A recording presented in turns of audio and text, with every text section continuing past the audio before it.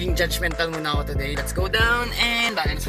Guys, today I'm so blessed to be part of FJMA's 8th Marketing Awards, kung saan si Mami ang president ng PMA or Philippine Marketing Association. Ang event na to ay gathering ng iba't ibang schools over the region. 3-day event ito and kakaroon sila ng iba't ibang competitions daily. At isa sa mga highlight ay ang Interschool dance competition ng 21 schools para sa Sayaw 5. Excited na ako manood at mag-judge. Ayos, andito na rin si Mami kaya kaming dalawa ang magkakatrabaho today. Andito si Mami.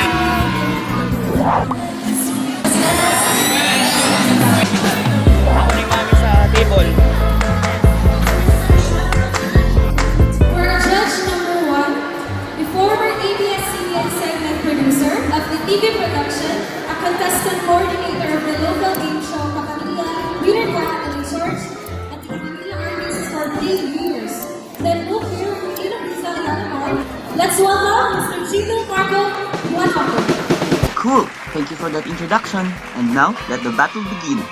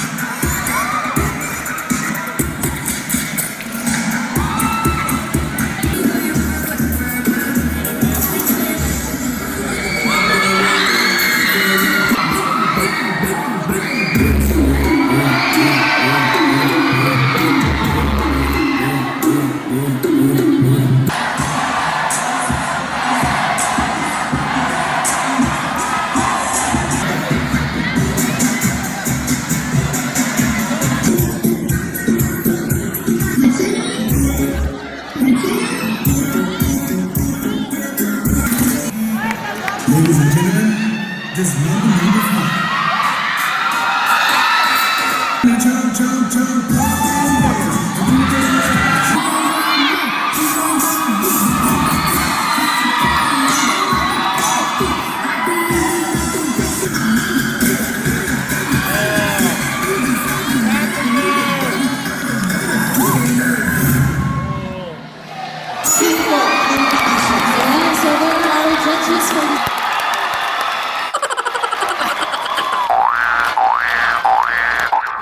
Sa kami nag-judge. Alisin. Wawanap, nakabilib naman ng 21 schools na naglaban-laban. Nakapili na kami ng winner. Sila din yung nakita ko nag-break kanina bago nagsimula. Power talaga pag may prayer. Congratulations, guys!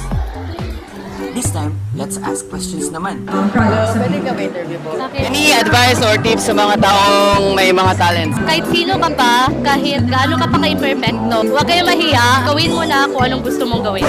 Paano ka mag-relax or chill pag na-stress ka sa school? Matulog. Huwag kang magpain. How do you relax pag stress ka na sa school? Listening music. Listening music? Yes. Just listening to music. Music pa rin. Sa akin is, nakikinig lang ako ng music. Chika lang po, sir. With my friends sa school. Pa-coffee lang. Nakakatulong yun po? Yes. Okay, thank you. How do you chill pag stress ka na po? Breathe in, pause, and breathe out. Ano lang, proper breathing lang, tapos Pag talagang sobrang stress na, spa. positive thinking lang. As a dancer, everything is all about attitude for me. Bawal ang mga negative thoughts. Nice one. Congrats, galing ng sayaw nyo. Thank you, thank you po. Guys, with this Carl. Ay, wait. Pala siya nakakonect. Okay,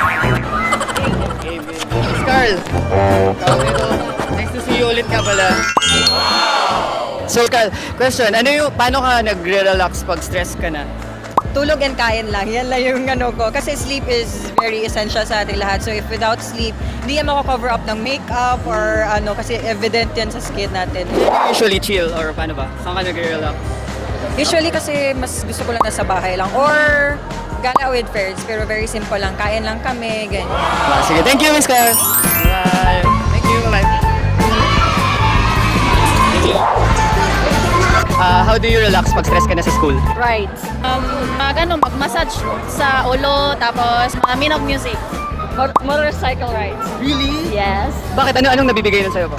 It's just freedom of everything. Parang malaya ka po talaga.